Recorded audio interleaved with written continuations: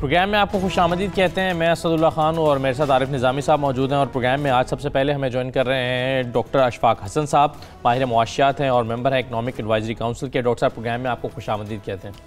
Doctor صاحب کیسے مزاج ہیں آپ کے؟ تھینک یو ویری مچ سر. یہ ڈاکٹر صاحب آپ جی نظامی صاحب بالکل ٹھیک ٹھاک. یہ ماشاءاللہ آپ تو کافی عرصے سے پاکستان کی اکنامک ہائرارکی جو سرکاری ہے اس پہ انوالوڈ رہے ہیں ماضی میں. یعنی آپ کئی سال تو ڈی جی ڈیٹ آفس رہے ہیں, پھر اسپیشل سیکرٹری رہے ہیں, پھر ترجمان بھی رہے ہیں یہ منسٹری آف فائنانس کے, اور آج کل آپ اکنامک ایڈوائزری کمیٹی کے ممبر بھی ہیں جیسے کہ کہا گیا. تو یہ بتائیں کہ آپ کی تو بڑی گہری نظر ہوگی اکانومی پہ. یہ اس وقت بڑا فوکس جو ہے وہ ہے ہی سارا اکانومی پہ. اپوزیشن بھی روز اب اکانومی کی بات کرتی ہے, کوئی شرح نمو کی بات کرتے ہیں, کوئی کرنٹ اکاؤنٹ ڈیفیسٹ کی بات کرتے ہیں, جو پہلے میڈیا پہ یہ باتیں نہیں ہوتی تھیں. آئی ایم ایف پہ جانے یا نہ جانے کی بات کرتے ہیں. اس ساری بات سے جو ایک نیریٹو بن گیا ہے کہ جی اکانومی کا بیڑا غرق ہو رہا ہے اور اکانومی بڑی بری طرح بلیڈ کر رہی ہے. تو اس زمن میں ذرا آپ ایک بریف اوور ویو دیں کہ اصل ماجرا کیا ہے. اتنی صورتحال خراب ہے یا اتنی خراب نہیں ہے, بہتری کی طرف رواں معاملہ, یا جو ہمیں باہر لگتا ہے کہ بالکل ہی everything is in disarray? جی تھینک یو. آپ کا سوال بالکل بجا ہے. میں بھی دیکھتا رہتا ہوں, لوگ ٹیلی ویژن پہ باتیں کرتے ہیں. سب سے پہلے آپ نے کہا کہ اس وقت معیشت کی کیا صورتحال ہے. دیکھیں پاکستان کی تاریخ میں کبھی کسی حکومت کو اکانومی اتنے برے حالت میں, اتنے برے شیپ میں نہیں ملی تھی. یعنی کہ جو لوگوں کو بتایا گیا ہے اس سے کہیں زیادہ یہ صورتحال خراب تھی. اور میں یہاں پھر کہنا چاہتا ہوں کہ یہ خراب جان بوجھ کر کیا گیا تھا. پاکستان کی معیشت کو جان بوجھ کر خراب کیا گیا تھا, اور وہ ادارے جو پاکستان کی معیشت کو چلاتے ہیں ان کو بھی جان بوجھ کر کمزور کیا گیا تھا. اور اس لیے کیا گیا تھا کہ جو بھی آئے گا نیچرلی وہ ڈیلیور نہیں کر سکے گا اس طریقے سے جس کی ریکوائرمنٹ ہے, توقعات ہوگی لوگوں کی, تو پھر ہم آ جائیں گے 5 سال کے بعد میں. تو یہ ایک اسٹریٹجی کے تحت اس معیشت کو خراب کیا گیا تھا. تو جب جو صورتحال جون, جولائی اور اگست میں تھا اس وقت پاکستان کے اس پہ, تو ہمارا جو سب سے بڑا ایشو تھا وہ بیلنس آف پیمنٹ کا تھا اور آج بھی ہے. اس میں جو ولنریبلٹی جون, جولائی یا اگست میں جو ولنریبلٹی تھی, آج جب آپ سے بات کر رہا ہوں تو وہ ولنریبلٹی نہیں ہے. اور اس ولنریبلٹی کو دور کرنے کا سہرا جو ہے وہ صرف اور صرف وزیر اعظم کو جاتا ہے کہ انہوں نے بھاگ کر سعودی عرب سے, یو اے ای سے اور چائنا سے جو پیسے وہ لا رہے ہیں, اس کی وجہ سے جو ایک انسرٹنٹی کے بادل تھے ہمارے ایکسٹرنل بیلنس آف پیمنٹ پہ, وہ ابھی نہیں رہے ہیں. کاش کہ ان کی اکنامک ٹیم اسی طریقے سے کام کرتی جس طریقے سے وزیر اعظم جان مار رہے تھے.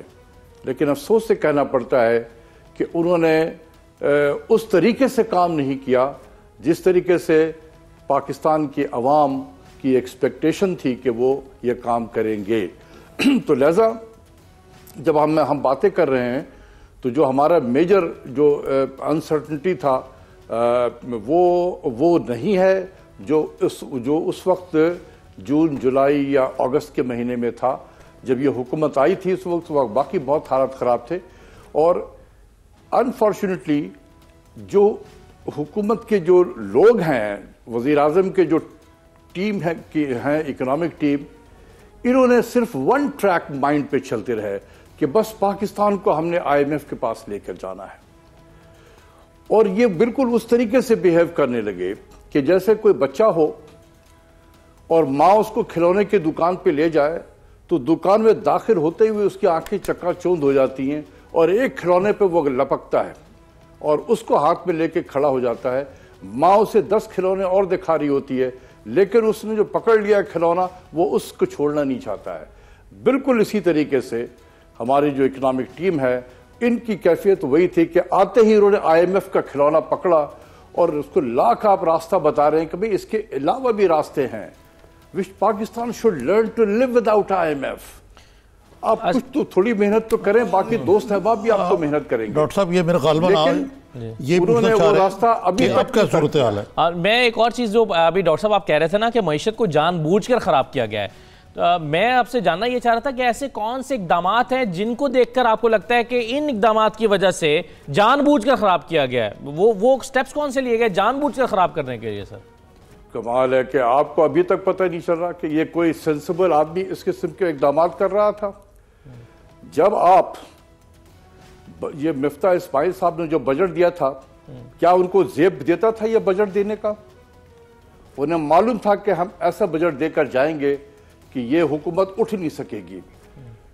دنیا میں کہاں ایسا ہوتا ہے کہ ٹیکس کی جو ایگزمپشن ہے وہ ایک جھٹکے میں 3 گنا بڑھا دیا جائے, 4 لاکھ سے 12 لاکھ, اور آپ نے 500,000 کے قریب ٹیکس پیئر کو نکال دیا ٹیکس نیٹ سے, انکم ٹیکس کے نیٹ سے.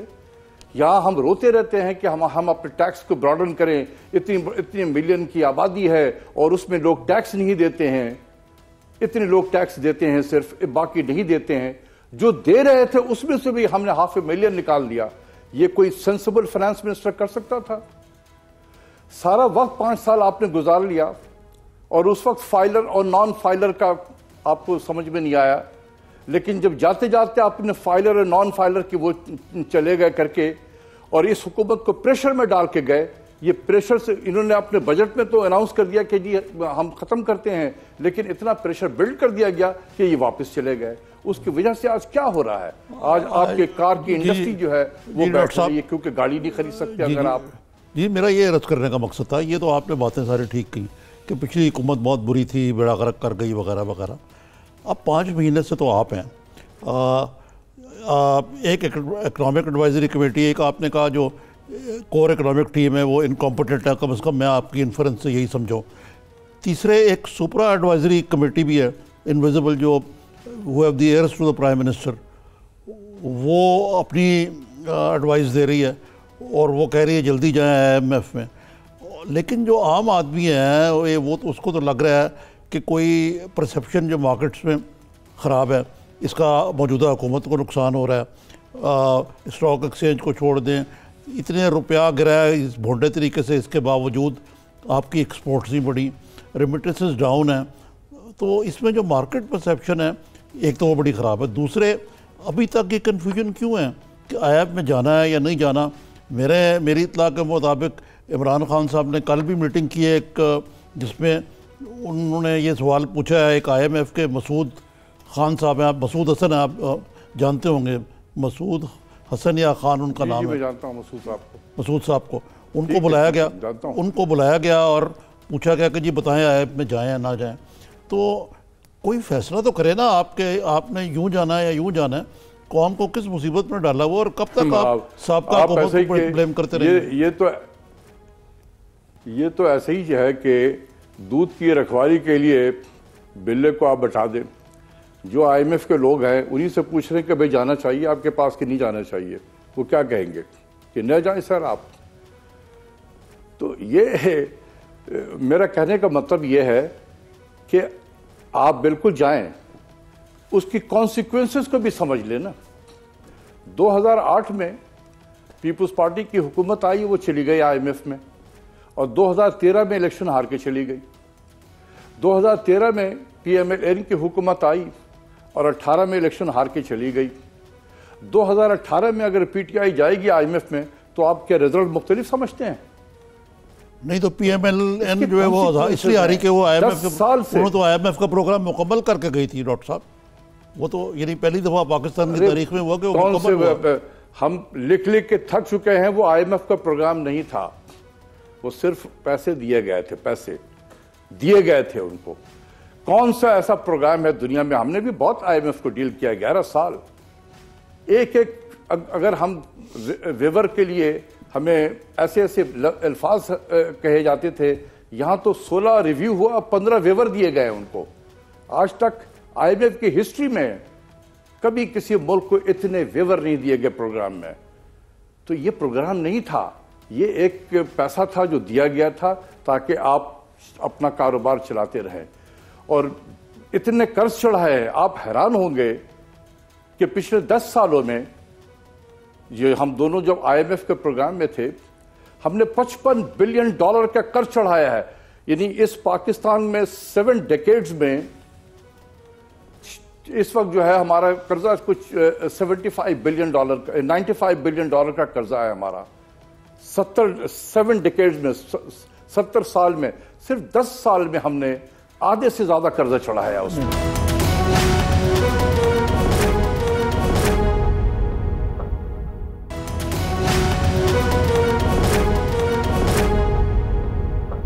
راستہ کیا ہے؟ IMF میں نہیں جائیں گے، ہر راستہ کیا ہے؟ دیکھیں بہت سارے راستے ہیں. آپ کو تو ہمیں تو کیلکولیشن کرنا چاہیے تھا نا، کہ ہم نے کیا بھی تھا شروع میں کیلکولیشن جون کے مہینے میں، اور اس وقت کے حالات کے تحت اسٹیٹ بینک نے جو گیپ بتایا تھا وہ تقریباً $10 بلین کا گیپ تھا. لیکن اب آپ دیکھیں کہ حالات تھوڑا بدل گئے ہیں. کچھ ہمارے امپورٹس کی گروتھ سلو ڈاؤن ہو گئی ہے، کیونکہ اکانومی بھی سلو ڈاؤن ہو گئی ہے تھوڑی بہت. اس کے علاوہ آپ آئل کی قیمتیں جو ہیں وہ گر گئی ہیں کافی. $25 پر بیرل تیل کی قیمت کم ہوئی ہے اکتوبر کے مہینے سے، ایز وی اسپیک ٹوڈے. تو اس سے بھی آپ کا آئل کا بل کم ہو جائے گا. تو ہمیں ایک ایکسرسائز کر لینی چاہیے. میرے نزدیک اگر اس وقت اگر $10-11 بلین کا گیپ تھا تو آج وہ گیپ $7.5-8 بلین پہ ہے. تو اگر $7.5-8 بلین کا گیپ ہے تو آپ کو $6 بلین آپ کو فیسلٹی مل رہی ہے سعودی عرب سے. تقریباً اتنا ہی آپ کو مل جائے گا UAE سے. چائنا سے بھی آپ کو مل رہا ہے، شاید کچھ قطر سے بھی آپ کو مل جائے. میں اگزامپل دے رہا ہوں، اسی لیے لفظ شاید میں قطر کے حوالے سے کہہ رہا ہوں. تو $10-12 بلین کے تو آپ کو آلریڈی آپ کے پاس آ چکے ہیں. تو اب تو گیپ تو آپ کے پاس نہیں رہا. اس کے علاوہ ہم ماضی میں آپ دیکھیں کہ ہم یورو بانڈ فلوٹ کرتے تھے، ہم سکوک فلوٹ کرتے تھے، اسلامک بانڈ. ہم نے نان ریزیڈنٹ پاکستانیز جو ہیں باہر بیٹھے ہوئے، ہم نے ان سے کہا ہوا تھا کہ ہم ایک بانڈ لے کر آئیں گے. اس پہ ہم نے کوئی ایکشن نہیں لیا. ہم چائنیز بانڈ بھی فلوٹ کر سکتے ہیں. چائنا میں جا کر ان کی مارکیٹ میں آپ بانڈ فلوٹ کریں. یہ بھی ایک پاکستان کے لیے پہلا یہ ہوگا. دنیا جہاں کی چیزیں ہیں جو ہم کر سکتے ہیں. ڈاکٹر صاحب یہ باتیں تو ساری ٹھیک ہیں آپ کی، لیکن دیکھیں نا جو فچ اور موڈیز نے آپ کی ریٹنگ ڈاؤن گریڈ کیا، اس میں کیا آپ بانڈ ہولڈ کریں گے؟ اور دوسری بات یہ ہے کہ جتنی تیزی سے آپ کو پیسے مل رہے ہیں اتنی تیزی سے آپ کا آؤٹ فلو ہو رہا ہے. پھر یہ قرضوں کی بات کرتے ہیں، پچھلی حکومت چڑھا گئی. مثلا جو مشرف نے قرضے چڑھائے وہ پیپلز پارٹی کی حکومت نے اتارے، جو پیپلز پارٹی نے اتارے وہ میاں نواز شریف کی گورنمنٹ نے اتارے. اب پاکستان تو ہمیشہ سے ہی مقروض رہا ہے. تیسرا یہ ہے کہ اگر ہم نے IMF کے پروگرام میں نہیں جانا تو جو ناقدین ہیں وہ کہتے ہیں کہ IMF کی جو کنڈیشنلٹیز ہیں وہ آپ نے پہلے ہی فرنٹ لوڈڈ پوری کر لی. مثلا روپے کو گرا دیا اور اب گرانے کو تیار ہیں. باقی بھی ٹیکس بھی لگا رہے ہیں، سبسڈیز بھی کم کر رہے ہیں. اب یہ مینی بجٹ میں مزید آپ کریں گے. مہنگائی جو ہے بجلی کی اور گیس کی قیمتیں آسمان سے باتیں کر رہی ہیں. تو پھر سمجھ نہیں آتی کہ یہ گفتگو کیا. آپ کہہ رہے ہیں کہ جائیں آپ IMF میں. جی یہی میسج جا رہا ہے. آپ کہہ رہے ہیں جائیں IMF میں. میں کہہ رہا ہوں کہ یہ تیاری تو یہی ہو رہی ہے کہ IMF میں جائیں.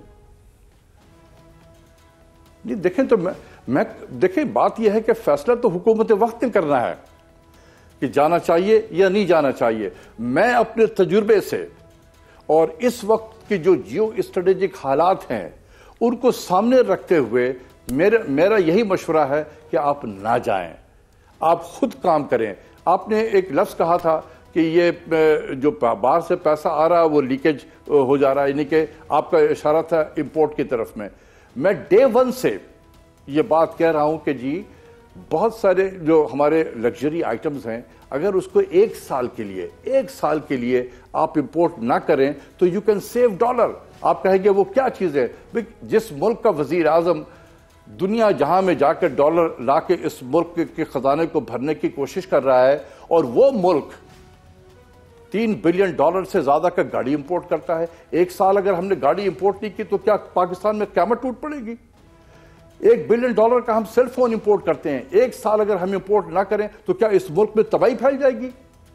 اس وقت $1 سیو is $1 earned. آپ دیکھیں اس میں کام کرنے کی ضرورت ہوگی نا. اگر ہم کام نہ کریں بیٹھے بیٹھے انٹرسٹ ریٹ کو 4% آپ بڑھا دیں, اس کی ڈیٹ کے امپلیکیشنز کو دیکھیں کہ اس کا انٹرسٹ پیمنٹ کہاں سے کہاں پہنچ جائے گا. اچھا ڈاکٹر صاحب آپ یہ کون کرے گا یہ کام؟ رائٹ سر, آخری سوال ڈاکٹر صاحب میری طرف سے کہ آپ پچھلی مرتبہ جو 5.8 کا گروتھ ریٹ بتایا تھا گورنمنٹ نے, ایک تو آپ ماضی میں ڈاؤٹ بھی کرتے رہے ہیں اسحاق ڈار صاحب کے فگرز کو, اور آپ کہتے تھے کہ جو گروتھ ریٹ یہ بتا رہے ہیں وہ صحیح نہیں ہے. انٹرنیشنل ایجنسیز کے مستند ہے یہ, لیکن ڈاکٹر صاحب نے میں نے ان کے اب اس کو ڈاؤن گریڈ 4.2 پہ کر دیا. اب یہ ہے, میں آپ سے یہ پوچھنے والا تھا کہ اب جو ایکسپیکٹ کیا جا رہا ہے کہ یہ 4.4 یا 4.2 آئے گا اس سال میں, آپ کیا ایکسپیکٹ کر رہے ہیں؟ دیکھیں, یہی میں آپ کو بتانا چاہ رہا تھا کہ ہم کاؤنٹ کرتے ہیں وہ ڈار صاحب کے 5.8% والے گروتھ سے. یہ 13 ایئر ہائی, یہ لفظ بولنے کے لیے مینیپولیٹ کیا گیا تھا. 13 ایئر ہائی, 10 ایئرز ہائی, یہ لفظ بولنے کے لیے صرف. اور اس میں ہمارے ڈار صاحب اور ہمارے اس وقت کے چیف اسٹیٹسٹیشین تھے آصف باجوہ صاحب, یہ ان کی کارستانی تھی. یہ مینیپولیٹڈ آپ کے خیال میں؟ جس طریقے سے رفتار, جی مینیپولیٹڈ ہے یہ فگر آپ کے خیال میں؟ جس رفتار سے, آف کورس,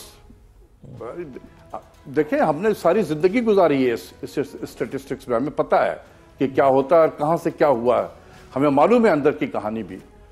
تو یہ اس وقت بھی تقریباً 4% کے حساب سے اکانومی گرو کر رہی تھی, آج بھی 4% سے گرو کرے گی.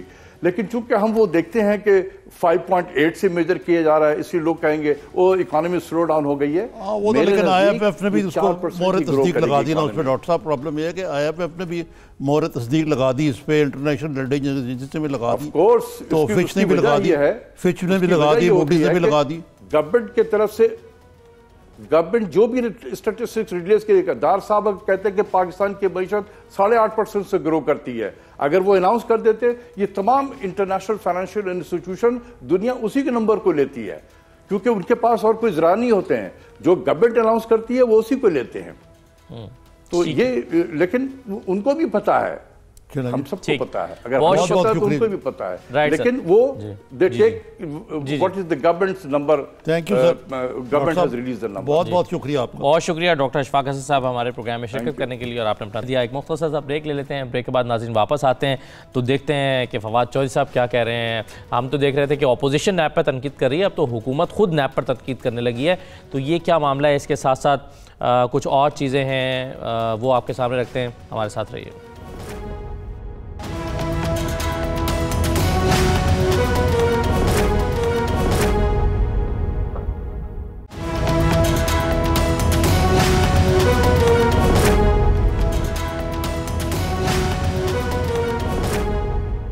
دوبارہ خوش آمدید کہتے ہیں. نظامی صاحب, ابھی ڈاکٹر اشفاق حسن صاحب نے 2-3 باتیں کی جو میں آپ سے بھی ڈسکس کرنا چاہتا ہوں.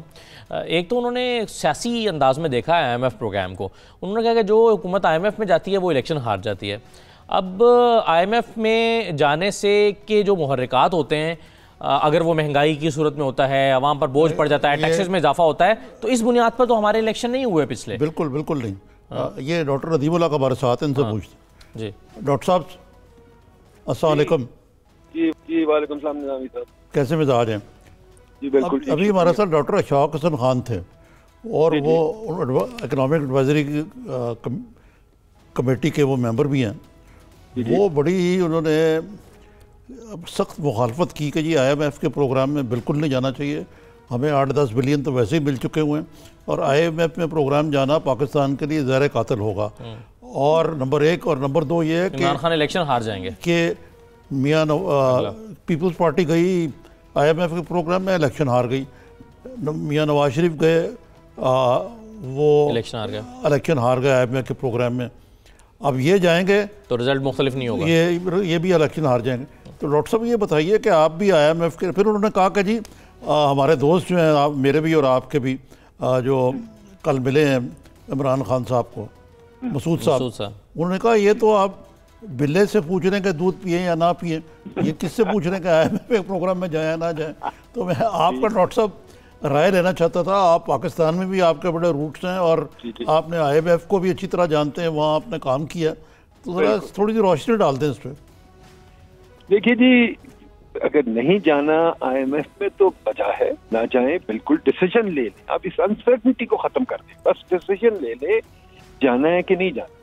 نمبر 2 پوائنٹ یہ جی کہ نہ جائیں آئی ایم ایف کے پاس, پر کام تو وہی کرنے پڑیں گے. महातिर IMF के पास नहीं गया था 1997 में, काम उसने वही किए थे। और अब जो सूरत हाल है, आधे से ज्यादा काम तो कर लिए हैं, एक्सचेंज रेट को भी चेंज कर लिया है, इंटरेस्ट रेट को भी चेंज कर लिया है, प्राइसेस को भी बढ़ा लिया है, टैक्सेस को मिनी बजट में मैं ये कंडीशनलिटीज तो उनकी जो होनी थी वो मान रहे हैं आप पूरी कर। तो अब निजामी साहब मसला ये आ गया है कि ये वो बच्चा है जैसे कि जो कहे कि मैंने BA के इम्तिहान की पूरी तैयारी कर ली है, हार्वर्ड की बल्कि तैयारी कर ली है, पर अब मैं सर्टिफिकेट नहीं देना चाहता। ठीक है, ये बात नहीं मुझे समझ। डॉक्टर साहब वो उल्टी बात कर रहे थे, कहता वो कहने लगे कि पाकिस्तान वो बच्चा है जो उसको पहला खिलौना IMF नजर आया, जो इकोनॉमिक टीम को क्रिटिसाइज कर रहे थे, वो कहते हैं मुझे ये खिलौना दे दें, उसी में अटके रह गए। अब आराम से एक्सेप्ट कर ले IMF को, अगर नहीं करना तो छोड़े, मैं तो कहता हूं ना करें। बिल्कुल अशफाक साहब बिल्कुल ठीक कह रहे हैं, आगे चले ना, मार्केट को बता दें, आगे चले। बहुत शुक्रिया प्रोग्राम में शिरकत करने के लिए। साथ मुस्लिम लीग नून के सीनियर रहनुमा और मेंबर कौमी असेंबली राना सनाउल्लाह साहब मौजूद हैं। हम इस पर जो अभी नदीमुल हक साहब बात करें, इस पर बाद में बात करते हैं, लेकिन ज़रा मैं एक और मौजू की तरफ जाता हूँ, राना सनाउल्लाह साहब के पास। राना साहब, आप ये कह रहे थे कि ये नैब जो है ये नून लीग अकाउंटेबिलिटी ब्यूरो है और ये हुकूमत और ये नैब का गठजोड़ है। आपको शिकवे थे नैब से, लेकिन अब तो हुकूमत को भी शिकवे हैं नैब से। वो कह रहे हैं कि जो वज़ीर आज़म के खिलाफ भी नाजायज़ केस बनाया जा रहा है हेलीकॉप्टर का, और तौहीन कर रही है वज़ीर आज़म की, बल्कि दुनिया हंसती है नैब पर, बल्कि वो कह रहे हैं दुनिया नैब पर हंसती है। तो ये तो इम्पार्शियलिटी जो है वो इससे शो नहीं होती आपके ख्याल में कि खुद हुकूमत की मर्जी के खिलाफ भी नैब बहुत कुछ कर रही है जो उनको भी पसंद नहीं है? ये मेरा ख्याल है कि ये बयान इसीलिए दिया गया है कि इम्पार्शियलिटी जो है वो शो की जाए। और ये दूसरे जो केसेस रखे हुए हैं ना, कि कभी बुला लिया, कभी जो है वो इंक्वायरी के लिए, कभी कोई कागज मांग लिया, कभी कोई तारीख डाल दी, ये सारा जो मामला है वो इस बात को यानी शो करने के लिए कि इम्पार्शियल जो है वो काम हो रहा है। तो वरना तो बाकी सारी चीजें तो सामने ही है ना।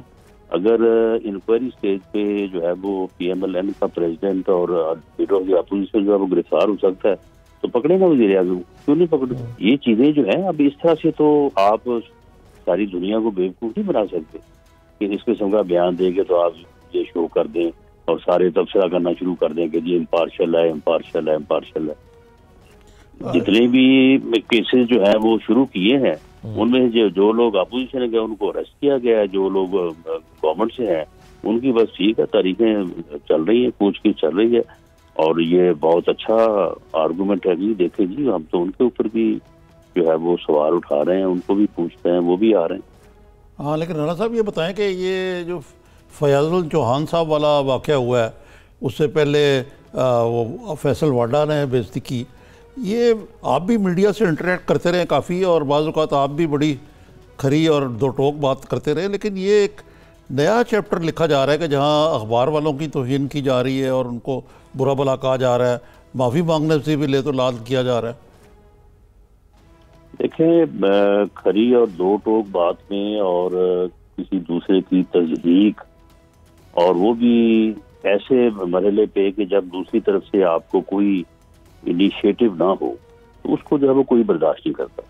अगर कोई आदमी जो है वो खुदा ना खास्ता आपको गाली दे और आगे से आप भी अगर कोई सख्त लफ्ज कह दें तो उसको तो बर्दाश्त कर लिया जाएगा, लेकिन अगर आप बिला वजह बात करेंगे तो वो कोई बर्दाश्त नहीं करेगा। अब सहाफ़ियों का तो ऐसा रवैया नहीं है कि सहाफ़ी जो है वो किसी को ज़्यादा से ज़्यादा जो है वो शार्प क्वेश्चन कर सकते हैं। उसके मुकाबले में अगर इस तरह से बात की जाएगी जिस तरह से फैसल वाडा साहब ने की है या फैजुल हसन चौहान साहब ने की है, तो वो तो फिर जो है वो सहाबी तो उसको पॉकेट नहीं करेंगे, वो तो उसके ऊपर एहतिजाज करेंगे। और ये दोनों मरतबा जो एहतिजाज हुआ है उसमें इन्होंने उस मामले को बगाड़ा इस तरह से है कि इन्होंने फौरी उसके ऊपर जो है वो मदद नहीं की।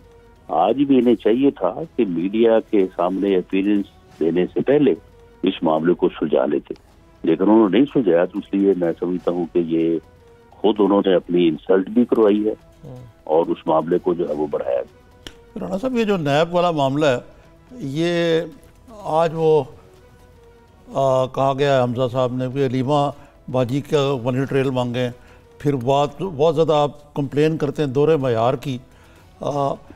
ये जबकि नैब के चेयरमैन कहते हैं कि भाई हम तो एग्जीक्यूटिव कमेटी है, बोर्ड है हमारा, हम तो अब बोर्ड काम कर रहे हैं सारा। تو اس کے دوسری طرف یہ بات چل رہی کہ حکومت اور اپوزیشن کے درمیان کو نیب کے قانون میں ترمیم کی بھی بات چل رہی ہے، کوئی حقیقی طور پہ کوئی ایسی چیز ہے؟ نہیں، اس بارے میں ہماری 1-2 میٹنگز ہوئی تھی، اور ان میٹنگز کے بعد آن دی ڈائریکشن آف پارٹی قائد میاں نواز شریف ہم نے ان کو 2 ٹوک کنوے کر دیا کہ جی ہمیں کوئی ضرورت نہیں ہے لیب لا میں چینجز لانے کی، ہم نے بھگت لیا ہے، اب جو آئیں گے وہ جانے اور ان کا کام جانے۔ اس لیے بالکل ہمارا ان کے ساتھ کسی قسم کی کسی قانون میں نیب میں امینڈمنٹ کی جو ہے وہ کوئی بات نہیں چل رہی۔ ہاں، سپریم کورٹ نے جو ڈائریکشن دی ہے اس کے اوپر وہ امینڈمنٹ سے لے کے آ رہے ہیں، ان کو ہم دیکھیں گے، اگر وہ سپریم کورٹ کی ڈائریکشن کے مطابق ہیں اور پازیٹیو ہیں تو اس میں جو ہے وہ ہم تعاون کریں گے، اگر وہ پازیٹیو نہ ہوئی تو پھر وہ ہم اس میں جو ہے وہ تعاون نہیں کریں گے۔ رانا صاحب، گزشتہ پروگرام میں جب آپ ہمارے ساتھ آئے تھے تو آپ نے مارچ میں کسی تحریک چلانے کا عندیہ دیا تھا پیپلز پارٹی کے ساتھ مل کر، اس جانب کچھ چیزیں میچور ہوئی ہیں کیا؟ پیپلز پارٹی کے ساتھ رابطے کچھ بڑھے ہیں، یا وہ آپشن جو آپ دیکھ رہے تھے جس کے امکانات آپ دیکھ رہے تھے وہ آگے کی طرف بڑھے معاملات اب وہ مزید میچور ہوئے ہیں؟ اس میں مزید اضافہ کر دے کہ 11 تاریخ کو اجلاس بھی ان کا ہو رہا ہے اس بارے میں اپوزیشن کا۔ جی دیکھیں، اس میں نظامی صاحب بات یہ ہے کہ اس وقت ان چیزوں کے اوپر ڈسکشن ہو رہی ہے، تحریک چلانے کے اوپر بھی ڈسکشن ہو رہی ہے، اس بات کے اوپر بھی ڈسکشن ہو رہی ہے کہ یہ پہلی گورنمنٹ ہے کہ جو جب غلطی کوئی کرتی ہے یا کسی کو کوئی نقصان یا کوئی پریشانی پہنچتی ہے تو ان کو کوئی آدمی گالی نہیں دیتا۔ اچھا رانا صاحب، یہ بہت رہے ہیں، یہ بتائیے کہ یہ فوجی عدالتیں جو ہیں ان کی مدت میں توسیع کا موقع آ گیا ہے، ان کی ضرورت ہے یا نہیں ہے، یا اپوزیشن جو ہے اس معاملے میں دوبارہ ترمیم کے لیے حکومت سے تعاون کرے گی یا نہیں کرے گی؟ کیا پی ایم ایل این کا اس معاملے میں سٹینڈس ہے؟ دیکھیں، پی ایم ایل این کا جو سٹانس ہے وہ تو جب پارلیمانی پارٹی کا اجلاس ہوگا اس میں ڈسکشن ہوگی، اور اس کے بعد پھر جو ایک حتمی فیصلہ پارٹی کرے گی چلے گا تو وہی، میں بھی اس کا پابند ہوں گا۔ لیکن جہاں تک ایک سیاسی کارکن کے طور پہ میری ذاتی رائے، یہ بتایا جائے کہ آج سے 4 سال پہلے جب یہ کہا گیا تھا کہ ایکسٹرا آرڈینری حالات ہیں دہشت گردی کے حوالے سے، غیر معمولی حالات جن کو کہا جاتا ہے، تو لہٰذا 2 سال کے لیے جو ہے وہ فوجی عدالتیں بنائی جائیں، اور ان 2 سالوں میں جو اینٹی ٹیررسٹ کورٹس ہیں ان کو اسٹرینتھن کیا جائے، ان کی جگہ پہ فیس لیس کورٹس لائی جائیں، اور وٹنس پروٹیکشن پروگرام جو ہے اس کو انیشیٹ کیا جائے۔ تو یہ بتایا جائے کہ ان 2 سالوں میں کیا ہوا۔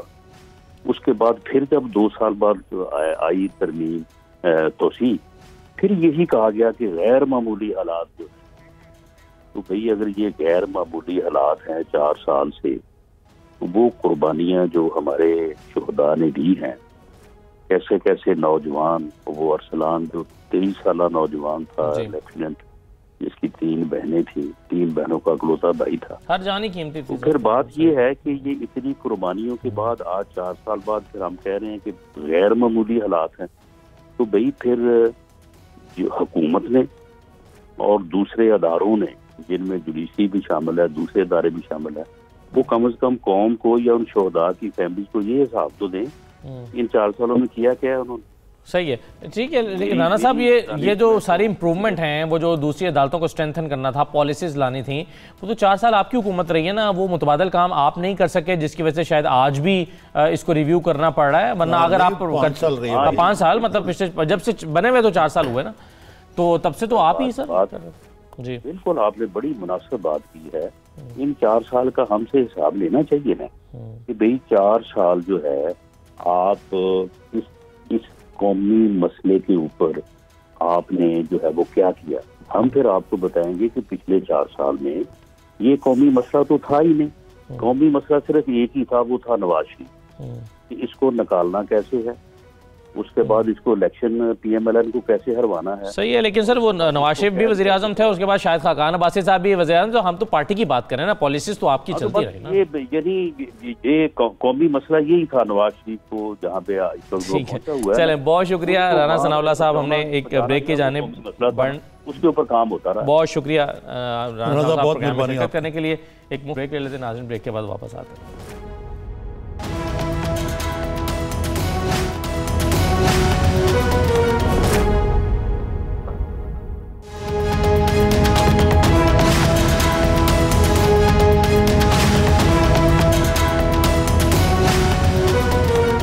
کے بعد دوبارہ خوش آمدید کہتے ہیں نظامی صاحب. ایک تو ابھی ذرا اس کو وائنڈ اپ کر لیں گفتگو جو اکانومی والی ہم نے کہہ رہا ہوں. ایک اور بڑا کرائسس ہے وہ پاور کرائسس ہے. جی پاور کرائسس ہے, بالکل اس پہ بھی کر لیتے ہیں. لیکن وہ پھر آپ کس نتیجے پر پہنچے ہیں مختلف ماہرین کی گفتگو سننے کے بعد کہ آئی ایم ایف میں جائیں یا نہ جائیں؟ میری ذاتی رائے آپ پوچھ لیں. ہمارے پاس کوئی چارہ کار ہی کوئی نہیں جائے بغیر. اور یہ جو بات مجھے زیادہ خطرناک لگتی ہے وہ یہ ہے کہ عمران خان صاحب جو ہیں لگتا ہے ان کو پورا اعتماد نہیں اپنے وزیر خزانہ پہ, اور وہ اگر وہ باہر کے لوگوں کو بلا کے انپٹس لے رہے ہیں. اکنامک ایڈوائزری کمیٹی بھی لگتا ہے مجھے سائڈ لائن. اب یہ سولجرز آف فارچون جو ہیں وہ آ کے ایڈوائز کر رہے ہیں, تو وہ اب عارف نقوی صاحب ایڈوائز کر رہے ہیں آپ کو کہ اکانومی کو کس طرح فکس کریں, جو اپنے ملک میں داخل نہیں ہو سکتے جہاں ان کا کاروبار ہے کیونکہ وہاں وہ پرسن نان گراٹا ہے, ہی ول بی اریسٹڈ. وہ یہاں آ کے ہمارے وزیر اعظم ہاؤس میں بھی بیٹھے رہتے ہیں وہ کہ کیسے اکانومی کو فکس کریں. تو مجھے بتائیں کہ یہ کس طرح معاملہ جو ہے ٹھیک ہوگا, کہ اگر پھر مجھے بتائیں کہ اگر یہ تو ایسی ہے کہ میاں نواز شریف جو ہیں وہ بیٹھے ہوں. صحیح. ایک بات تو اگر دیکھیں تو میں تو یہ سمجھتا ہوں کہ جو بھی فیصلہ کرنا ہے, جیسے ڈاکٹر ندیم الحق سے میں پوری اتفاق کرتا ہوں, اگر آپ کو پھر بھی آپ سمجھتے ہیں کہ نہیں جانا نہ جائیں. اور یہ جو اپنا ہمارے جو فائنانس منسٹر ہیں اگر ان کی کارکردگی اتنی بری ہے جو کہ نظر آ رہی ہے بائی دی وے, تو پھر ان کو فارغ کرنا چاہیے. ایک اور بات تھوڑی سی مجھے حیران کن لگی ویسے ڈاکٹر اشفاق حسن صاحب کی, انہوں نے کہا کہ حکومت نے جتنے قرضے لیے وہ اس سال میں جا کے میچور ہو رہے ہیں, یعنی اس کا شیڈیول اس طرح سے رکھا گیا تھا کہ نئی جو حکومت ہوگی اس کے اوپر سارا بوجھ پڑ جائے. گویا اس حکومت کو اپنے پہلے سال میں یہ یقین تھا کہ اگلی حکومت ہماری نہیں بنے گی. معاف کیجیے گا, وہ میں مانتے ہیں ہمارے بڑی مذاکرہ خیز تھیوری ہے. اس کا مطلب یہ ہے انہیں پتا ہے کہ ہم نے نہیں جیتنا. پی ٹی آئی جو ہے پہلے دن سے جب آئی تھی تو انہوں نے کہا 5 سال بعد عمران خان نے آنا ہے, تو یار اس طرح ان کے لیے مشکلات پیدا کرو. وہ بھئی یہ ہر حکومت کہتی ہے آ کے کہ پچھلی حکومت بڑی خراب تھی, لیکن دیکھیں نا قرضے مشرف دور میں بڑے لیے گئے اور اب بھی دھڑا دھڑ تابڑ توڑ اور بڑے فخر سے لیے جا رہے ہیں. ایسے وزیر اعظم سے طرف سے جو کہتے تھے کہ میں اگر قرضے مانگنے سے اچھا ہے کہ میں خودکشی کر لوں, تو بھائی یہ چھوڑیں, اتنی نہ بڑا پاکی داما کی حقائق. صحیح ہے. اچھا, اب یہ جو گیس کا بحران ہے اور پاور کرائسس ہے, اس میں پرائم منسٹر صاحب نے تو بڑا سخت اقدامات اٹھاتے ہوئے 2 بندے جو ہیں وہ انہوں نے فارغ کر دیے آفیسرز گیس کے حوالے سے. تو اب مجھے یہ بتائیے کیا کہ یہ جو معاملہ ہے یہ عارضی ہے, کیونکہ ماضی میں بھی بعض دفعہ یہ شارٹ فال ہو جاتا ہے, یا یہ مستقل نوعیت کا کوئی پرابلم ہے, یا حکومت کی پالیسی کا مسئلہ ہے, یا کسی کی غفلت کی وجہ سے عارضی طور پر ہو گیا ہے؟ سب سے بڑی بات یہ ہے کہ یہ جو گمکری نہیں ہونی چاہیے, یہ ایک مسئلہ ہے اور بڑا سیریس مسئلہ ہے. سب پہلے میں بتایا گیا کہ جی یہ مسئلہ یہ ہے بجلی کی جو باقاعدہ لوڈ شیڈنگ ہو رہی ہے. آپ کو پتہ نا کہ 12 گھنٹے لوڈ شیڈنگ ہو رہی ہے لاہور جیسے شہر میں, 1 گھنٹے بعد جا رہی بجلی. کہا گیا کہ جی وہ اس لیے ہو رہی ہے کہ دھند بڑی آئی ہوئی ہے. آپ کو یاد ہے نا, جی ہاں, ٹرانسمیشن لائنز میں دھند کی وجہ سے پرابلم آ رہا ہے. اب پتہ لگا کہ جی گیس کی مطلوبہ مقدار نہ ملنے سے 2600 میگا واٹ کی بجائے 1200 میگا واٹ بجلی پیدا ہو سکی, اور 1600 میگا واٹ بجلی مہنگے فرنل سے پیدا کی گئی. بھئی اب اگر آپ کی پھر کہا گیا کہ ایل این جی کے جو جہاز تھے وہی لیٹ آئے یا نہیں پہنچ سکے, تو آپ سوئی نردرن گیس اور سوئی سدرن گیس کے لوگوں کو گردن زدنی قرار دے کے فارغ کر دینے سے جو کنزیومر ہے, جو غریب آدمی کنزیومر ہے, جس کو پہلے کہا گیا کہ یار یہاں تو بجلی سرپلس ہے, اور ہے بھی, یعنی اتنے یہاں کارخانے لگے بجلی کے, سی پیک کے اتنے کارخانے لگے, لیکن ہمارے پاس پیسے ہی نہیں ان کو چلانے کے. ٹھیک ہے نا جی, صحیح. نہ ایلی تو ہماری اور نالائکی یہ ہے نا کہ اکانومی آپ کی بیٹھی ہوئی ہے. آہستہ آہستہ اگر ایسا ہوا تو ایک دم لگے گا شاید بجلی بالکل ختم ہی ہو جائے یہاں. نہیں اتنا ایسا نہیں ہوگا, نظامی صاحب تھوڑا زیادہ ڈرا جاتے ہیں. میں آپ کو ایکسٹریم ایسے جملہ ہے مترجہ یہ بات کر رہا ہوں, لیکن بات یہ ہے کہ یعنی یہ جو ہے نا ہمارا جو یہ موجودہ حکومت سے مجھے توقع تھی کہ یہ معاملے کی تہ تک جا کے اس کو جزیات کو درست کرنے کی کوشش کریں گے, کیونکہ اس ملک کا ہوا کا ہواگڑا جو ہے وہ پٹلا ہوا پہلے سے. مطلب ان کی بات تو ٹھیک ہے, مثلا ट्रिलियन डॉलर से ज़्यादा आप छोड़ गए हैं, क्या नाम है जो सर्कुलर डेट, सिर्फ सर्कुलर डेट की बात कर, ट्रिलियन डॉलर नहीं रुपीज़, हाँ सॉरी। इसी तरीके से आपका जो ट्रांसमिशन लाइंस हैं वो एंटीक्वेटेड हैं, आपके पास पैसे ही नहीं है नए प्रोजेक्ट्स को चलाने के, कैपेसिटी आपके पास मौजूद है। तो मकसद है कि फिर ये आम आदमी पूछने में ये हक में जाना है कि भाई ये किस लिए इतने पापड़ बेले गए, किस लिए हमें इतना मकरूज किया गया कि हमारी ज़िंदगी में जो अगर अमीर आदमी जो जनरेटर चल के करता है, गरीब आदमी सर्दी में थिएटर के नमूने ही करा सकते ना। सही है। अच्छा, अब आखिर में निज़ामी साहब, एक दोस्त हैं डॉक्टर शाहिद मसूद साहब, वो तुम दोस्त जिसके दुश्मन उसका क्यों हो। तो डॉक्टर शाहिद मसूद साहब जो हैं वो चले, उनके ऊपर एक इल्ज़ाम है कि अदालत में हम उसकी जुज़ियात पर तो बात नहीं करते, वो तो अदालत से उनको इंसाफ मिलेगा, लेकिन कुछ सलूक उनके साथ बहरहाल ऐसा हो रहा है। अगरचे हमने उन पर जो पहले प्रोग्राम किए थे उस पर ना हथकड़ी उनको हथकड़ी लगाकर अदालत में पेश किया जाता है, फिर उनको पूरा वो एक अदालत से दूसरी अदालत घुमाया जाता है। एक ऐसी गाड़ी से उतरते हुए देखे उनको जी, पहले 2 गार्ड उतरे, हाँ, एक फ्रिज जैसी चीज में से वो उतरेंगे, देखें फ्रिज जैसी चीज देखें तो सही। हाँ, ये प्रिजन वैन है। आप देखें, एक साफ़ी है वो, बड़ा पुराना जर्नलिस्ट है, मैं खुद उनका ज़ख्म खुर्दा उनकी गैर ज़िम्मेदाराना बातों का, लेकिन ये गैर इंसानी सलूक करना, एक कॉमन क्रिमिनल की तरह उसको ट्रीट करना, ये पहले आपको पता है वो वाइस चांसलर थे पंजाब पे, जहाँ मुजाहिद कामरान, उनसे हुआ, एक आदमी को वो मर गया नैब कस्टडी में, नहीं वो जुडिशियल कस्टडी में मर गया था निज़ामी साहब, वो नैब की कस्टडी में नहीं थे, सेक्शन में था, जेल में नहीं वो जुडिशियल हो चुका था, जुडिशियल कस्टडी में, लेकिन पुलिस तो वही थी ना जिन्होंने उनको मरने के बाद हथकड़ी लगाई, पुलिस थी, बिल्कुल ठीक है ना। तो यहाँ पे जो ये बात ठीक है, क्रिमिनल का ये मतलब नहीं है क्राइम करने वाले का कि उसकी कोई ह्यूमन डिग्निटी नहीं है। अब शायद मसूद साहब की कोई फैमिली भी होगी, बीवी होंगे, बच्चे होंगे, तो और फिर वो उन्होंने कहा कि मुझे खतरनाक कातिलों के साथ मुझे लाया जाता है, और उन्होंने कहा कि मेरे साथ एक बड़ा हाई प्रोफाइल कत्ल का वो मुल्ज़िम है। उन्होंने मेरे बारे में भी फेक न्यूज़ एक चलाई थी, वो मैंने उनको माफ़ कर दिया उस मामले में। डॉक्टर साहब ने 2 दिन पहले, लेकिन ये बात जो है ये बहुत ही काबिल मज़म्मत है, और मुझे हैरानगी है कि सहाफ़ती तंजीमों की तरफ से या किसी की तरफ से डॉक्टर शाहिद मसूद के लिए हमदर्दी के 2 बोल क्यों नहीं है, या हमदर्दी क्यों नहीं रखते डॉक्टर शाहिद मसूद? मैं इसकी ये वैसे बड़ी मजम्मत करता हूँ। हाँ, और डॉक्टर साहब ने अभी 2 दिन पहले मुतालबा ये करता हूँ कि उनको अगर जमानत पे रिहा नहीं किया जा सकता तो उनको कम से कम ये सलूक 3rd डिग्री, कई लोग और फिर रहे हैं। उन्होंने कहा कि मैं डर जाता हूँ जिस तरह से मेरे रास्ते में वो कत्ल के मुल्ज़िमान आपस में मनसूबाबंदी करते हैं या बातें करते हैं, तो मैं घबरा जाता हूँ कि रास्ते में कोई मसला ना हो जाए। नहीं, वो तो ये उन्होंने 2 दिन पहले उन्होंने कुछ दोस्तों से बात, जेल में ही आपको मतलब तलब कर दिया। बहुत शुक्रिया निज़ामी साहब प्रोग्राम में शिरकत करने के लिए। आज का प्रोग्राम था, इजाज़त दीजिए, अल्लाह हाफ़िज़।